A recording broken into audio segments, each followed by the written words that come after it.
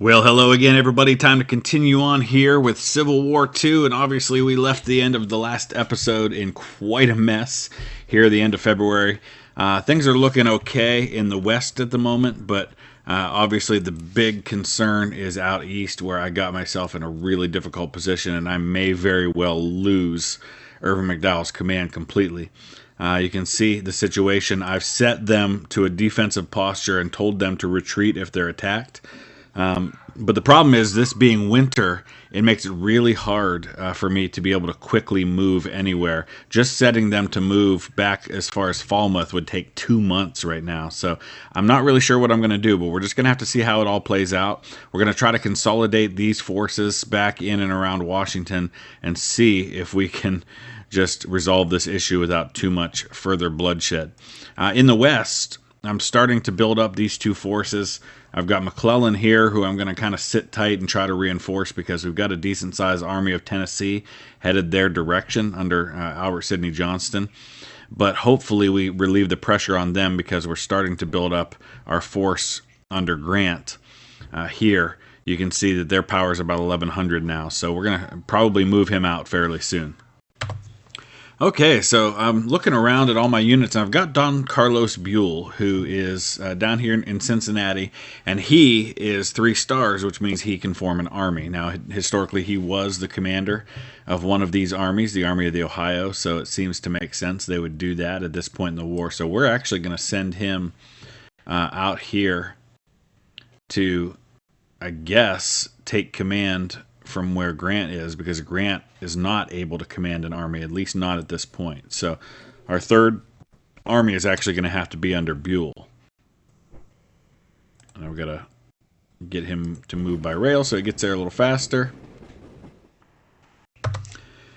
So someone made an observation after the last video about how it seemed like my replacements weren't being put into the army, and I think the reason for that is that every turn I've been pretty much spending all of my money and all of my conscript companies on new recruits, which doesn't allow for any to be left over to reinforce the armies already in the field. So I'm actually going to stand down from recruiting any new units this turn, because I want to see if that helps resolve this. I did check the settings, and it definitely is set to automatically by replacements. So we're going to see if these replacement numbers go down if I don't do anything to spend on brand new units.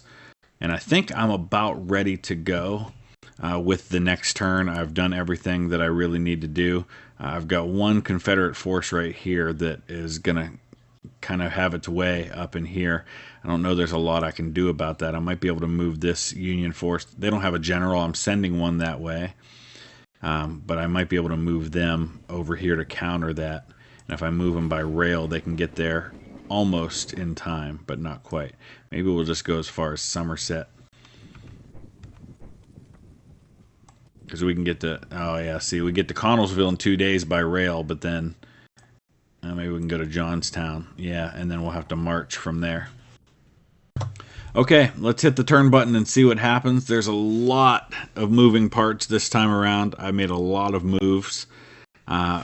Obviously very concerned about the situation in Virginia, because I moved McDowell's army prematurely and really gave myself some trouble there. But I feel like I'm doing well enough in other places that it should more than make up for that. I guess we'll find out.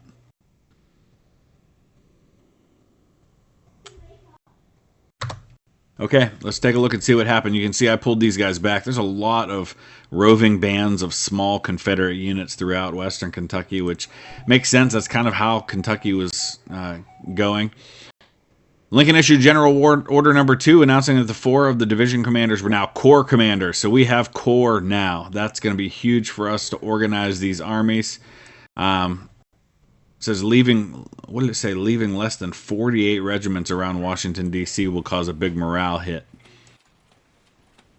All right, so we did have some combat. General Griffin, Battle of Muhlenberg, Kentucky, inflicted huge casualties on the Confederates. There's these small forces in Kentucky, and they just can't handle taking on big units like this. All right, and let's take a look at this other combat that was also in Muhlenberg. We completely wiped out the 2nd Alabama Cavalry. So Things are looking good in the West. Different story out here, but it does look like we might. Wow, he's got a lot of troops in this area. I hadn't realized how many he would have. It does look like we're going to be able to pull back. I guess if I had to, I could go down the peninsula to Fort Monroe. Benjamin Butler's down there. But I'd really rather, if I can at all, if I can work my way up. You can see how long that's going to take, though. That's the problem. Okay.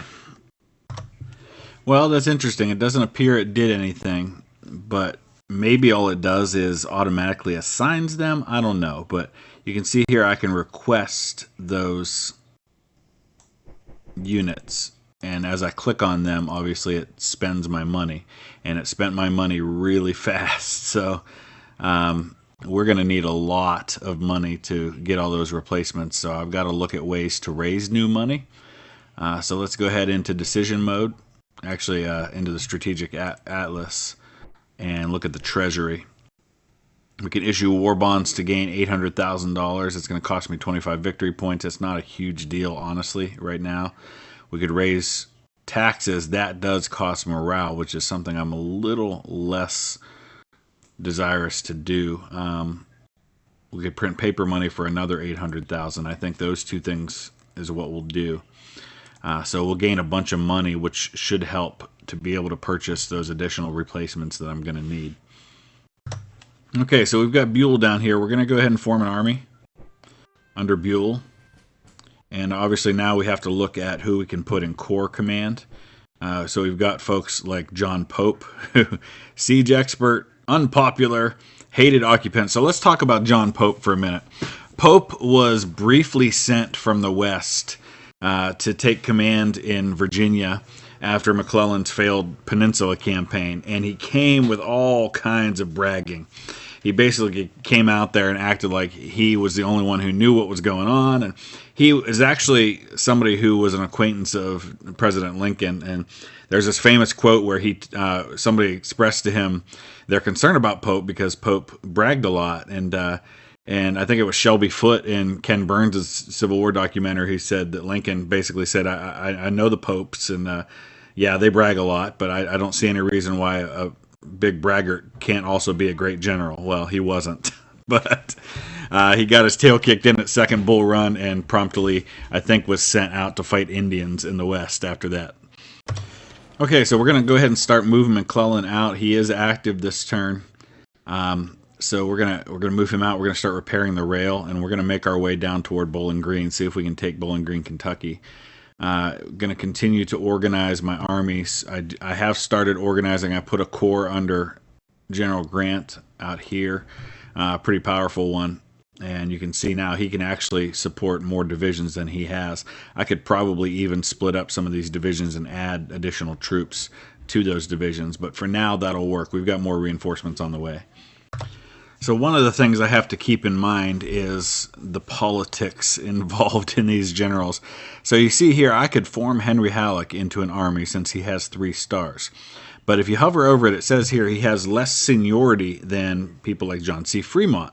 John C. Fremont, who's up in St. Louis, he expects to receive command of the next available army. Naming Halleck to command would cost me 4 national morale points and 168 victory points. So it would be really costly to do that.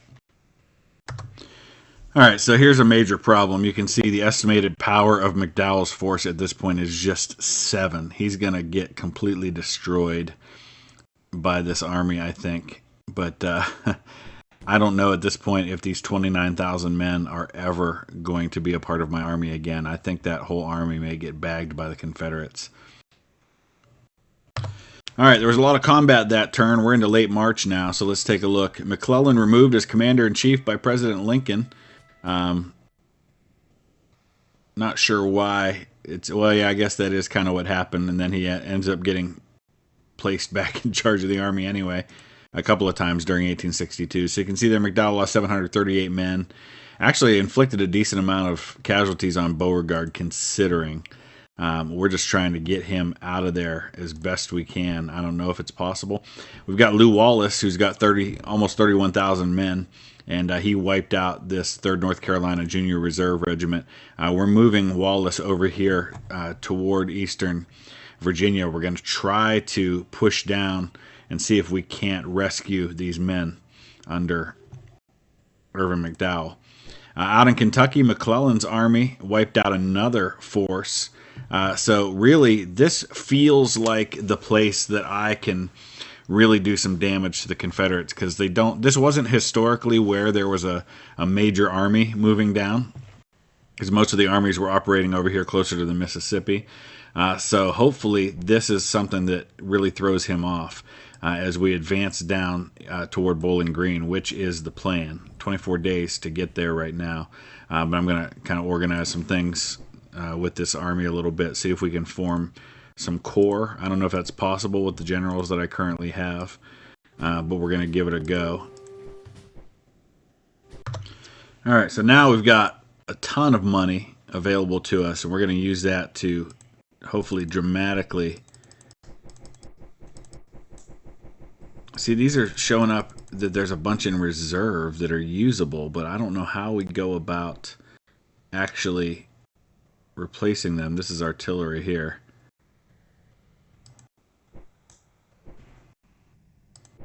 And there goes all of my available manpower. So, oh boy, I don't know. We need a lot of replacements right now.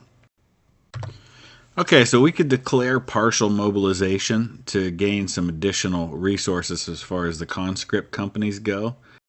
So we're going to go ahead and do that. That's going to cost us some morale points, but we're doing okay in that department right now as far as morale goes, so I'm not too worried.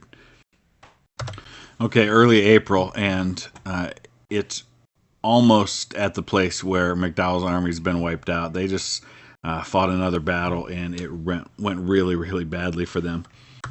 Let's take a look here at the results of that battle. They lost 4,000 men. They were attacked by a huge Confederate force, 3,700 infantry, or 37,000 infantry, 9,000 cavalry, 71 guns.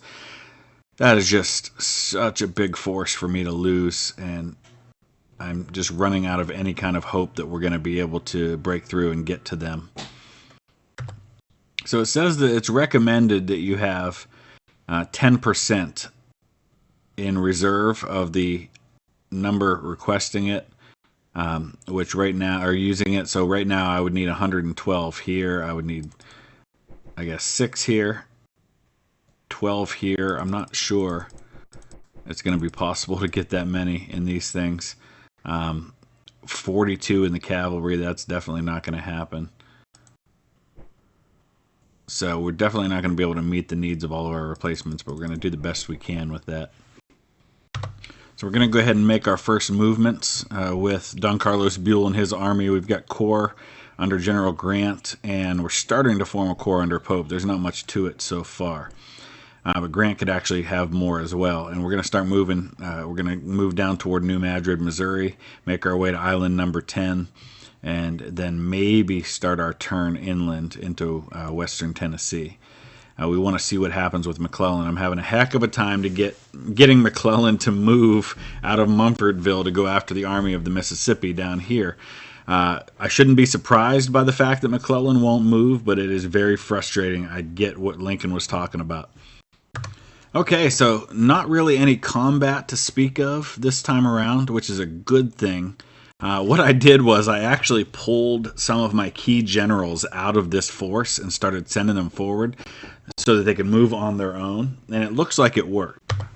McDowell made it back to Manassas. I've got Joe Hooker there.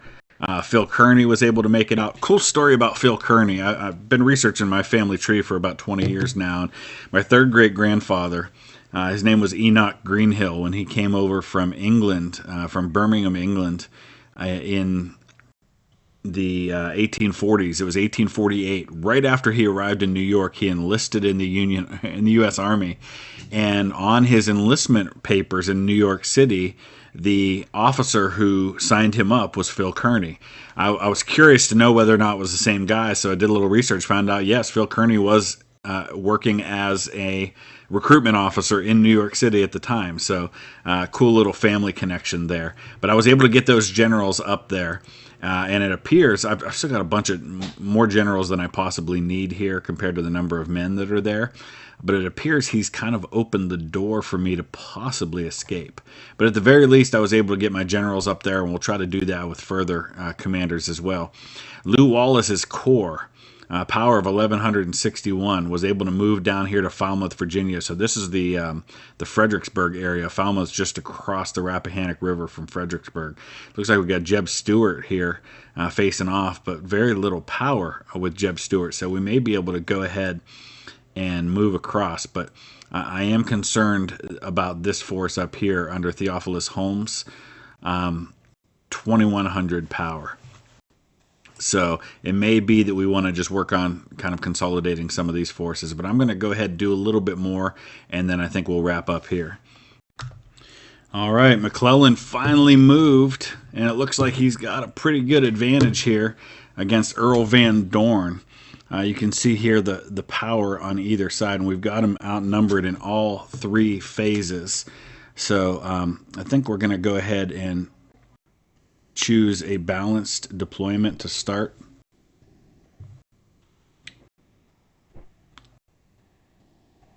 Not entirely sure how all this works, so I'm gonna let them choose for me and see how it works. Skirmishers. Wide spacing, units overlap. Sure, why not? Should be a pretty easy victory, and it was. There's Albert Sidney Johnston. He's only got, his estimated power is 2,000. Okay, that's a little different story. So McClellan may have his hands full here. Pretty even in terms of numbers, but the power on Johnston's side significantly higher. Probably better skill, better cohesion, better all around. Obviously, Johnston's a better general than McClellan is, so we'll see how this turns out. All right, major battle near Bowling Green. You can see how depleted both the Army of Tennessee and the Kentucky Department under McClellan are. We're going to pull McClellan back if we can, back to resupply, refit.